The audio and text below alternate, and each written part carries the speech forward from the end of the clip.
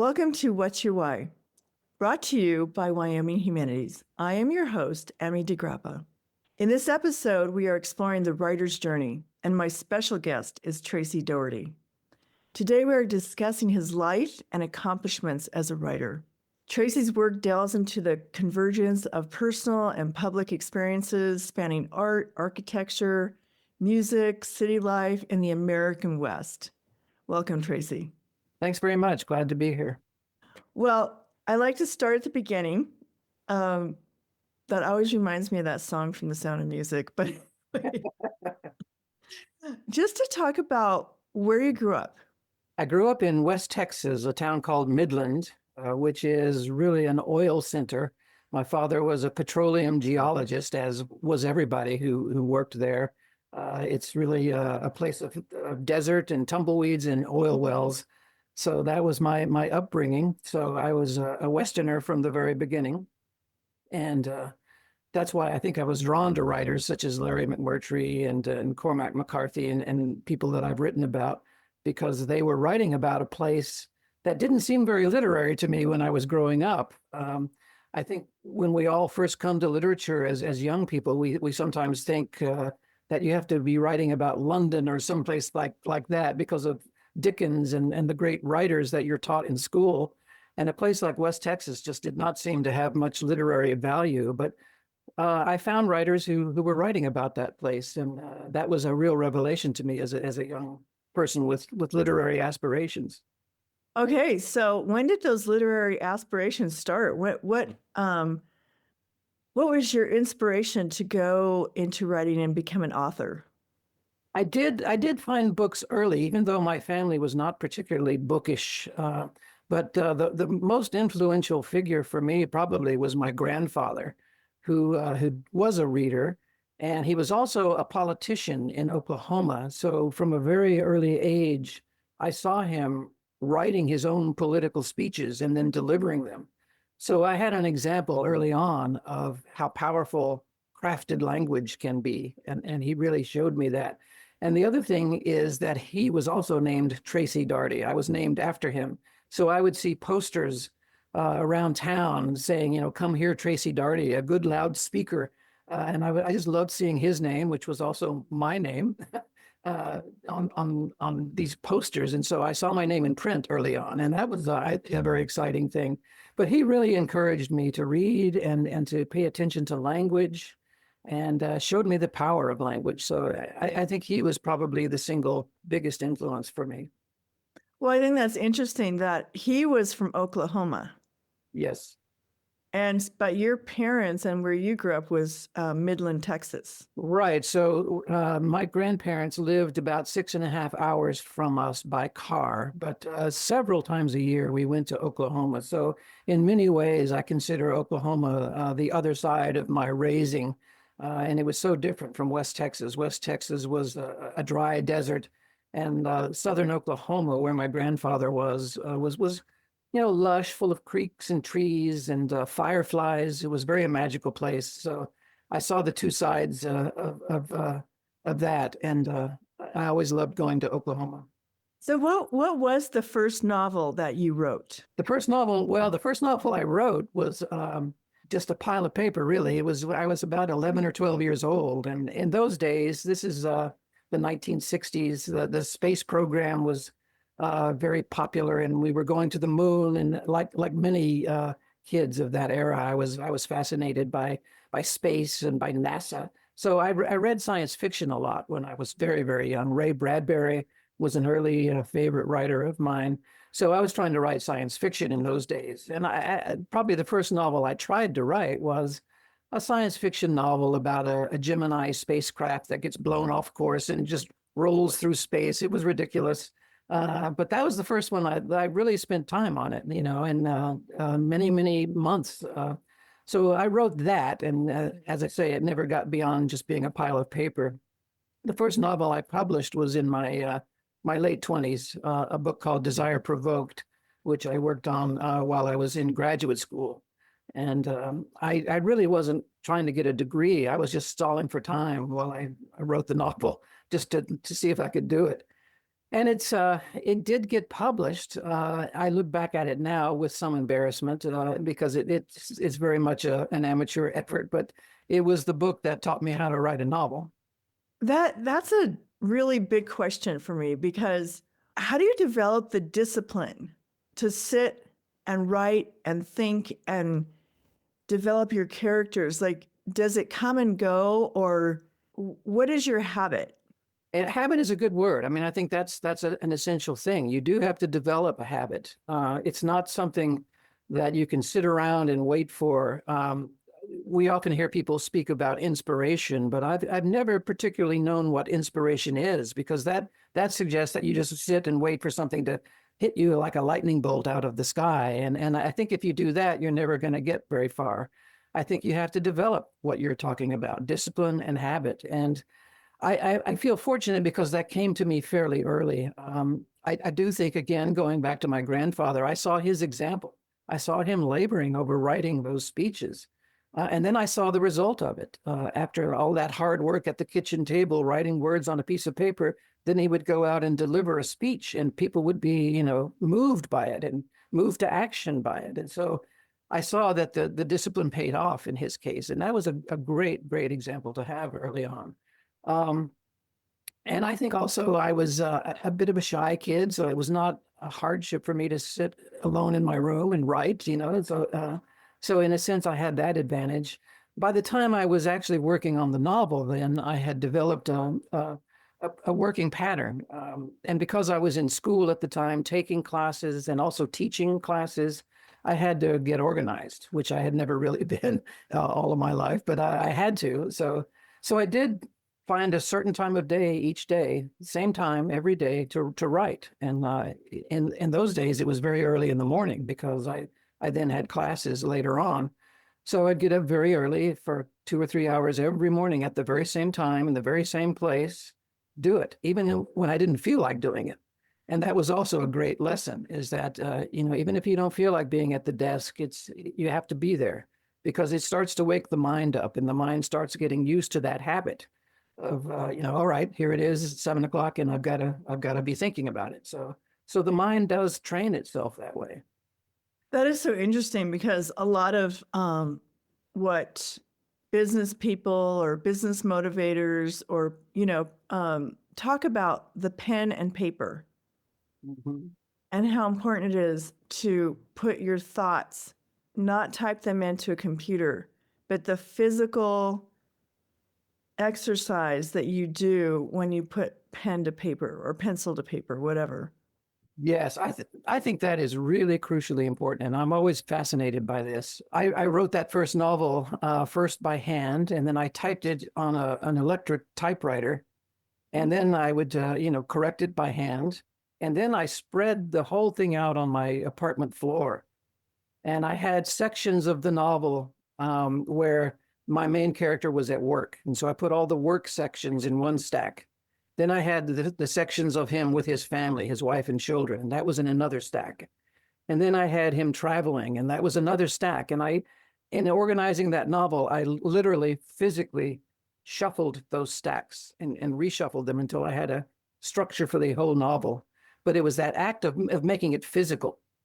And it was almost like working with clay. I think the way a sculptor works, I imagine the way a sculptor works, that you're shaping that clay.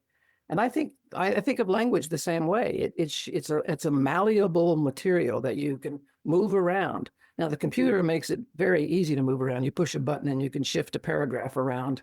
But I still like to print it. I waste a lot of paper, unfortunately. I'm a bad person that way. I still like the physical shuffling, and I have to have a pencil in my hand even when I'm typing. That physical brain to hand connection, I think, is really, really important. We think of writing as a mental activity, but I think of it also as a physical activity. And I think it's important to think of it that way, because you're engaged in work, in real work, and getting your hands dirty with those sentences is, I think, very important. Yeah, and I can agree with you more. It's so funny because so many of my colleagues keep their calendars on their phone, do everything on their phone. And I still can't help but write my calendar, in my day timer, For you, yes, yes. all my notes, what I'm doing for the day. Yeah. I have to do it that way. I don't want to be a Luddite. I recognize where the future is going, and young people who are used to the computer and grow up with it, they're developing just a new kind of literacy. It doesn't mean that they are illiterate. That the way some Luddites would say that everything's going to hell and literacy is we're losing it because of the computer. I don't think that. It's a new form of literacy that I will never be comfortable with just because of the way I grew up.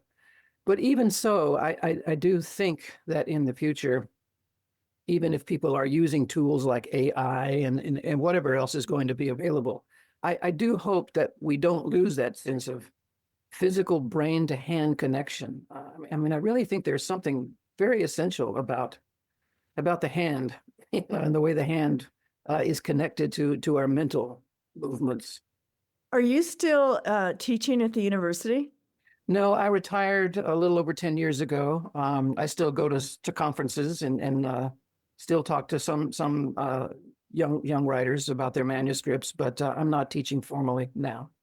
Oh, okay. I was just curious because when you mentioned AI, I was thinking, I wonder what it would be like for you today as a teacher of literature and creative writing, what you would find and how it would affect your teaching. I think I would be a terrible teacher in this day and age. I'm an old dog and can't learn those new tricks. I do have friends who are still teaching, and I hear their stories, and they're of course in the middle of what can truthfully be called a revolution, because they are now dealing with students who are using AI. I think my old university, Oregon State, just hired, I forget the actual name of the position, but it was an AI specialist in the humanities, and this was the latest hire. So they are preparing for whatever impacts AI is going to have on the study of humanities. And I don't know what that is. I don't know what it would look like. I don't know what it would be like. But I do know that their teachers are struggling with students who are, having AI write their papers for them. And I don't know what the future is going to look like that way. So I would not be a very effective teacher right now. I retired at the right time.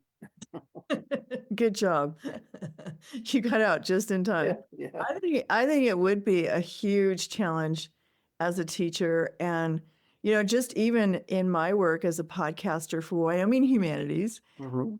and just all the ways that you can use AI, even when I'm, podcasting, finish my podcast, use a transcript service, but then also have to go through the transcript and read it. But there's all these AI options in that when you're developing description and titles and all the stuff. And Right. it gets kind of complicated because the reason it's complicated, you could think it's easy, but what happens is that AI is a machine and I'm not a machine. And so if you don't take the time to put your voice in there or change things, or, there's some things that AI is really bad at. And so it's just been an interesting journey for me. I was talking to a friend of mine the other day who is writing a novel, and he came from a science background, so he's more comfortable with the idea of AI. And I asked him how he used it, and he said, I'm not using AI to write the novel, but what he does do, he says, if I write a sentence that seems to me awkward, I will ask AI to paraphrase that sentence, and it will give me 10 different options. And then he says, I don't write down exactly any one of those sentences, but I take little bits and pieces. They are suggestions to me how to make my own sentence better. Which, sounds benign, I guess. It sounds like a useful way to use it as a tool. I worry a bit that that's short-circuiting the thinking process, because very often when I rewrite a sentence in a second or third draft, the wording will completely change the way I see my entire story. Sometimes it will change things, just changing one word. Just the other day, I had a draft I was working on, and I changed a word in a sentence. The word was dark, and I changed it to cold. And in changing dark to cold, it entirely changed the setting and where I thought the story was going to go. I mean, it changed everything.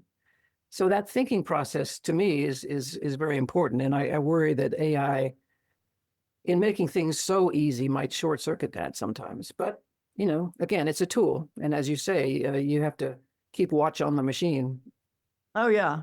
It tries to be your brain and your personality. And and that's just not even possible. That's the danger of it, I see. Yeah. Well, tell me about your latest book on Larry McMurtry, and why did you decide to write his biography? As I was saying earlier, when I was growing up in West Texas, I was looking for models of how to become a writer, because I had my grandfather's example, but his writing was in service of his politics, and I was enamored of books. And so I did have an inkling early that I wanted to write, but I didn't know what it meant to be a writer, how you came out of Texas writing. That just didn't seem possible. So McMurtry was, again, a very wonderful early example for me, because by the time I was reading seriously, McMurtry had published, I think, his first 3 or 4 novels, and he was already being lauded as Texas' best writer. There really had not been a literary tradition in Texas before McMurtry's generation. So he was a very important person for all of us. Even if we didn't like all of his books, he was just an example for us, a model. So I grew up reading him. I've been reading him all my life. So it was kind of natural for me to eventually turn to him. I kind of stumbled into writing biographies a few years ago. I never had intended to do that, but I did. And one of the reasons I did was because I wanted to know how writers did what they did, and studying their careers and their lives was very interesting to me. So it was kind of inevitable, I think, that I would eventually come around to McMurtry, who I'd been reading since childhood, really. He was just, he was the Texas writer. And as a boy growing up in Texas, he was just a natural subject. Did you grow up being enamored with the American West, or did you not see yourself as part of the West? No, I really didn't. I didn't. Again, I think one of the reasons I spent so much time writing as a kid is that I didn't feel terribly at home in that culture. I loved the landscape, even though it was pretty desolate out in West Texas. What's great about West Texas is the sky. There's this flat horizon, and the sky, especially at night, is just everywhere around you, and it's beautiful. I loved that.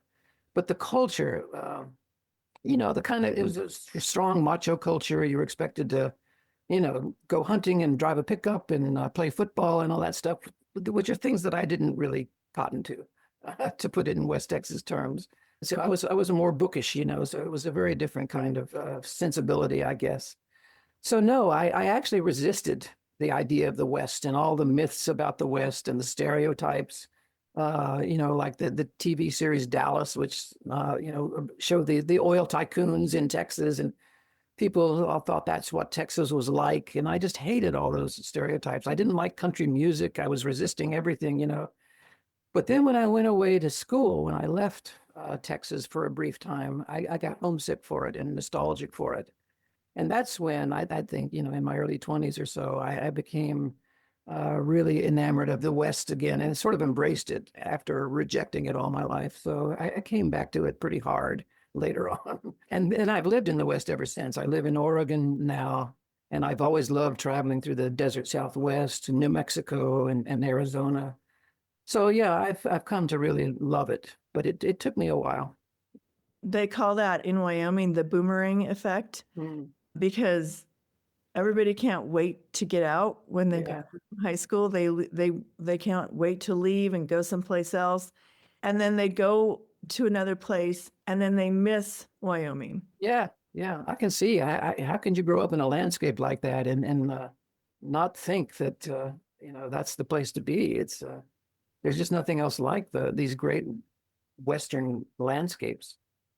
And I loved what you said about the night sky, because that is the beauty of living in the West, where you are in the middle of nowhere and you can look up. You don't have the night pollution. Right. I mean, I'm sure you do in Dallas and Fort Worth and those Yeah. populated areas, but probably not in Midland. No. Midland was great. And in fact, I was a part of a little astronomy club. That was a hobby of mine when I was a kid. And we built our own observatory. We built our own telescopes. And we go out there, and then the only thing that would be out in the fields would be the pump jacks, the oil pump jacks, pumping up and down, but there wouldn't be any lights out there. And so it was a great time for observing. In fact, my first publication, there was this magazine called Sky and Telescope magazine, and they always had an amateur page. So amateurs, anybody could send in an observation they'd made. And one night we were watching for meteors during the Perseid meteor shower, and we saw huge bright meteors. And I made little drawings of them, of where they went, through the constellations, and sent it into Sky and Telescope, and they published my little drawings. So my first publication was Sky and Telescope magazine. So it's that great night sky. Oh my gosh, I love that. Well, and that's the other thing that you were saying about growing up in Texas and not relating to the cowboy culture, let's say. Right. I hear that a lot here in Wyoming, that it's so iconic and it's so loved. Yes. So anywhere in the world, and people can relate, love, and want to know about the cowboy culture. Yes, and that's another thing that fascinated me about McMurtry and made him such a good subject, was because he had that same struggle. I mean, he really did grow up being a cowboy. His father was a cattleman, and he expected McMurtry to be a cattleman too. So McMurtry was, from a very young age out there working with the cows and the horses. He was a cowboy, but he didn't like it either. He wasn't suited to it. And his entire career, his most famous book, Lonesome Dove, which is by many people considered the great Western, was really his attempt to debunk those iconic myths about the cowboy. But it was so beloved that he kind of gave up and said, all right, I have to embrace the cowboy myth, even though I'm trying to debunk it. So he had that ambivalence about it himself, which makes his writing really interesting. So what did you discover that was so surprising about Larry McMurtry, that, when you write about somebody, it's not that you've read all their books, because what's the story behind the story? Probably the most striking thing about him is if people just pick up his books and read them, they're so plainly written. And I mean that as a compliment. The language is not fancy. It's not a very extensive vocabulary. He writes very simple sentences in a way, but they're so easy to read, and they flow so beautifully that you think, well, this is just a guy who's writing the way he talks, and that it must come easy to him. And in fact, he was extremely educated. He was a scholar. And I think people would be surprised if they pick up Lonesome Dove or The Last Picture Show to read this very plain spoken English. They would be surprised how much scholarly work goes into that on his part. He really studied the history of the novel, going all the way back to its very origins. He studied the European novel. He loved Henry James. He knew the whole tradition that he was working in. And I think that would surprise a lot of his readers, that he makes it look so easy because he is so steeped in the education of it. He knows the history, he knows every example of it. And he was a book collector and a book dealer. So, he really was immersed in the culture of the book. And I think that's surprising. It was to me. Yeah, that is surprising to me, because I'm looking at a book right now on my shelf, Anything for Billy. Yeah. And what you were saying, how he's taking a big picture, but bringing it in a very simple, I'm just having a conversation with you kind of way. Yeah. And that novel, it's kind of a novel about Billy the Kid. And you think, okay, well, we've all heard Billy the Kid stories if you grow up in the West.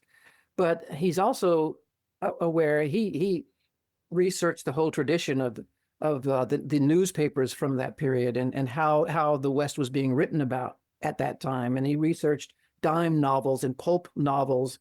So he knows the whole tradition and the whole history of where the very first Billy the Kid stories came from.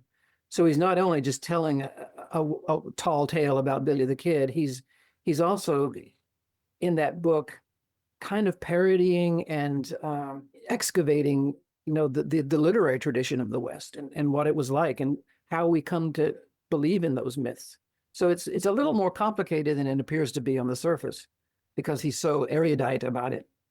So when you said he was a scholar, and so where did he go to school? Where was Rice University in Houston. He said that Houston was his Paris. It was the big city that he went to become educated, and that was mine too. I came, coming out of Midland, I wound up going to school in Houston, and Houston was my big city. It was my education in urban life, and that was the truth for McMurtry as well. So he came off a cattle ranch in nowhere, Texas, and wound up in Houston, and he went to Rice University and got a master's degree there, and but mostly he used the library there to educate himself. The real education he got was on his own, and he taught for a while at Rice, and so that was where he became the scholar. what was his personal life like? That was another interesting thing. I think he was another person we could say was probably pretty shy growing up in many ways, pretty reserved, but he had a real capacity for friendship, and he kept his friendships throughout his life. He was the kind of person if you met him and became his friend when you were 13, you'd be his friend for life. And he was also that way with the women in his life. He had many what he called friendships with women. And some of them were romantic friendships and some of them were not. But he always said that he valued friendship more than anything. And if the romance or the erotic stuff got in the way, that would be secondary. He would keep the friendship first. And every woman who was ever involved with McMurtry, none of them had a bad word to say. They maintained their friendships, and he was very gracious. And that's not always true. I've written several biographies now, and you see the good side and the bad sides of people when you start delving into their life stories. But I would say McMurtry sometimes had a reputation for being a little curt and abrupt and curmudgeonly sometimes. Overall, I would say of all the subjects I've written about, he was the most beloved by the people I interviewed. All of his family, his friends, he was really a generous guy and quite well liked. That brought me to another thought that I always have when I think about authors, especially when you're writing biographies or you're writing about doing a great deal of research on someone's life. Do you feel like it's intrusive? It can be, for sure. I mean, I have some qualms about biography. As I say, I never really intended to do it. I kind of got into it by accident. And certain biographers really disturb me because they intrude into people's lives. I have, especially when writing about subjects who are still alive, as I did with Joan Didion, when I wrote my biography of her, she was still living. And I was aware she didn't really want a biography to be written about her. And so I felt a little intrusive myself there. But I was also careful that I didn't put everything I knew about her into that book because she was still alive. And I thought it would be a violation of her privacy. Now that she's gone, I'm sure other biographies will be appearing and that we'll learn a lot more about her and people will be more willing to talk about her. I felt it was important to write about her when I did because she was an important cultural figure, but I was trying to also be respectful of her privacy, which sounds contradictory. You're writing a biography, but I wanted it to be respectful. So yeah, and I think if somebody came to me and said, I'm writing a biography of your wife, will you tell me everything you know about your wife? I would probably say, no, of course, I'm not going to talk to you. So I understand people's qualms about biographers and biographies, but they are public figures, and especially in the case of literary biography, they are contributing to the culture and helping shape the culture. And I think it is important to know where it comes from. And for better or worse, I have what a friend of mine called a biographical intelligence, which means that I can't really see anything except through that biographical lens. I can't just deal with an abstract idea or a philosophy or a political stance without tying it to the people that it kind of comes from. I want to know, who first thought of that idea? Who first thought of that political viewpoint? And why did they come up with it? What was going on in the world at the time that made them come up with that idea? That seems to me very important. It's, again, going back to the idea of the physical. We're physical beings on this planet, and our experience is where our ideas come from. And so I think the biographical lens is useful and important, but it does have a lot of contradictory and thorny issues associated with it. I'm just thinking about my own family and thinking about people who write about their families. And I did have a friend, and she passed now, but she wrote about her family. And for them, it was very disturbing. Yes, yeah. I think anybody who has a writer in their family has had that experience. It can be hurtful and it can be very uncomfortable. Yeah, people writing about their own families and people they know. But I've also had the experience of writing a story. This happened to me when I was pretty young. I wrote a story, and a friend of mine didn't see herself in the story, so she got mad at me for not writing about her. So, you can't win either way. Absolutely. So I want to know, why did you choose to write about Joan Didion? What was your desire to do that? She, again, was very important to me when I was young, because she's another Western writer. I mean, she's mostly associated with California, and then later became associated with New York. But I knew her, from early stages as another Westerner. So that was important. Somebody writing about that landscape. And she just has a style that's infectious. It's like music. It gets in your head and you can't get it out. And so, she was just a very important writer to me. And also, she was writing about all of the cultural things that were happening. I came across, I think The White Album was her first book that I read. And it's very fragmented and chaotic in some ways. And so it not only was talking about the 1960s, which was her subject, but it gave the feeling of the 1960s. The rhythm of her prose felt like the 1960s, and I had never encountered writing like that. So I wanted to know how she did it. The way I came to her really was, as I've said, I kind of accidentally came to biography. My first one was a biography of Donald Barthelme, who had been my teacher in Houston. And he died fairly early. He was only 58 when he died. And I kind of wanted to keep my mental conversation with him going. So I started writing about him, and it turned into a biography. And so that was my first one. And I just kind of did it as a labor of love. It wasn't something I sort of, had an ambition to do. But that book did fairly well critically. And my editors said, who do you want to write about next? And Joan Didion came to mind. Because she was so much in my head at the time.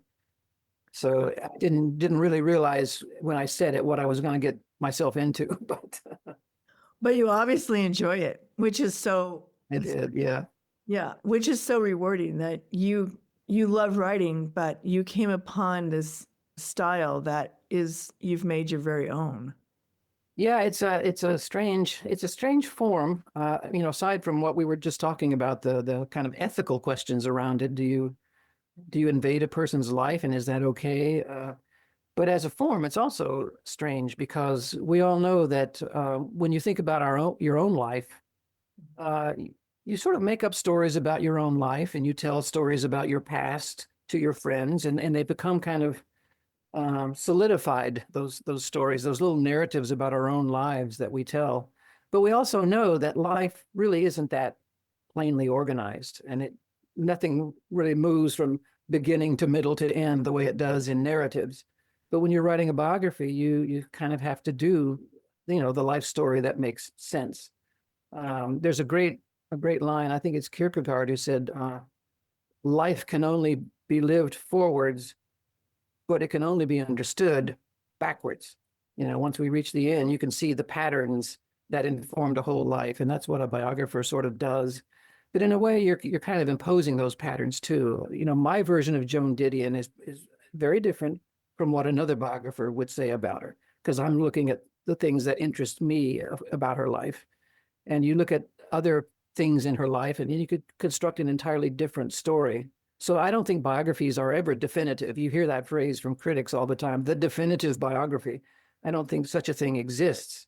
It's always going to be a different story in somebody else's hands. But you, as a biographer, you are looking for the patterns that seem to make sense, that this is what impelled her from the beginning. This is how she developed. This is why she developed the way she did. And that's what you're looking for. And it does very much mean, that you're imposing your own idea of meaning on it. So in a sense, it's not fiction, but it shares some properties of fictional narrative. You're creating patterns. Hopefully you're finding patterns, but you're illustrating them. That is so interesting. And it just reminds me, I come from a big Hispanic family, 7 kids. And I have this conversation with my youngest sister because she's, the baby. Yeah. She's next to my brother, but they're both a lot younger. And her perception of my mom and dad is so different than my perception. Yes, yes. The first 5 kids and I tell her, Dad was so strict. You better, have your chores done. I mean, it was very much like that. Yes. The time she came along, it was like they had loosened all the strings. And so she has this whole different story. Yeah, and a person's context, even a person's place in a family is going to change the story. And our memories are they're flawed. We forget things, and we change things in our own heads. So memory is, to a large extent, imagination, and the degree to which imagination and memory work together is very fascinating when you're dealing with biography. So yeah, it's very tricky terrain. It really is. Yeah, I admire you. Take that on. What are you working on right now? I'm now writing a biography of Cormac McCarthy, which is fraught for all sorts of reasons. He was a very reclusive person, and he didn't give a lot of interviews, didn't want to talk much, and his friends didn't want to talk much. He passed away a couple of years ago, so more and more people are willing to open up and speak about him now, and so I've really enjoyed talking to family and friends, but it's still a little tricky because he was so reclusive, and people are respective of his privacy. And then I don't know if you're aware, there's been kind of a recent scandal about him. There was a big Vanity Fair article about a relationship he had with an underage girl when he was a younger man. So there's been some scandal and some talk about, oh, should we cancel Cormac McCarthy? There's been a lot of talk about that. So that has broken while I've been working on the book. So again, these are things, even when a subject has passed away, it's so recent that in a way the story is still changing, still growing, still living. So the biography is never going to be finished in that sense, And I'm also working on some fiction. I never have stopped writing fiction, but it's the biographies that tend to get most of the notice, I think. I would think that takes so much more time. Yeah, the research does, and the travel to do the research. Yeah. Do you use a recorder and then transcribe it? I do, yeah. Again, I'm very old-fashioned about it. I don't have a machine to help me. I've got a tiny little recorder, and then I'll come home and write it out, transcribe it by hand. It's very slow. But again, it helps me. It helps me to really listen hard. I have to listen over and over again, and by actually writing the words out by hand, I get to dig into what they're actually telling me, and not just kind of take it for granted or overlook it. Oh my gosh! Well, it's a lot of work. A lot of work. And like your calendar, I keep my I don't ever do an outline of a biography, but I do keep a kind of chronological notebook of year by year in the person's life, and what was going on in the world at the time, what was going on in literature at the time, what was going on in their life at the time. And then I just sort of, organize it all by hand. I don't put it on the computer. I like, again, to do it by hand. So I get a physical sense of that life unfolding. That just brings to mind that not only are you a writer, but in doing that, you are a historian. Very much so, yeah. It's and I would say for me, biography is more than anything else, cultural history. I mean, going back to that ethical question about biography, the biographies that make me most uncomfortable are biographers who claim to understand the psychology of the person they're writing about. Like, I can get inside that person's mind and tell you what they were thinking and what their creative process was. I don't believe that. I really don't want to go there. To whatever extent I can, I want to try to understand what motivates a person's behavior. But mostly what interests me is the cultural history. Again, Joan Didion as an example, why did she write what she wrote? She wrote because she came of age as a writer in the 50s and the 1960s, that very turbulent cultural era. So the subjects were turbulent, they were controversial, the society was changing radically. So that's what she wrote about. And the way she wrote, the style she developed, came out of those very same things. So I can't pretend to understand Joan Didion's psychology, but I can understand the culture that surrounded her, and that was the forces that were working on her, as she wrote. And I think you can understand that and document that. So it's very much history. And that, to me, is the real value of, again, where do these ideas come from? They come from a particular cultural moment in a particular place and time. And that's, to me, the biographical impulse, is that person was born then and there, grew up then and there, and that's why they had those ideas, because of that time and place, and that's what I'm interested in tracking. That is amazing, Tracy, because I think about my oldest sister who grew up in the 60s.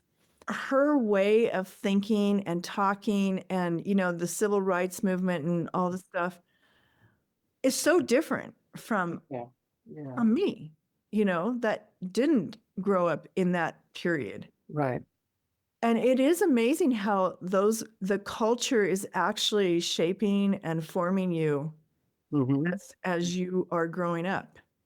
What's going on in the world? It is, and it still reverberates. I mean, the world right now is so different than the world of the 1960s, but many of the things that are happening culturally now are still, I think, reactions to some things that happened in the 60s, or they are echoes, conscious or not, of it, or they're it's a backlash against it or whatever. But these things still reverberate. So it's really true what Faulkner said: the past is never really past, which is the value of studying history. Yeah. Well, it has been so wonderful talking to you. Tell me, or tell the audience, what are the ways that they can discover you? Your website? Are you on social media? How can they find you? I'm not on social media. I'm one of those dinosaurs, but I do have a website. It's just tracydaugherty.com, and it's got a list of all my books and publications. And so that's the easiest way to find me. Okay. Well, I will definitely put that in the show description. Well, I appreciate it. It's been fun talking to you, and I look forward to coming out your way again sometime. Oh, yeah. Very I love it out there in Wyoming. Good. I'm glad to hear it. Thank you so much. Thank you.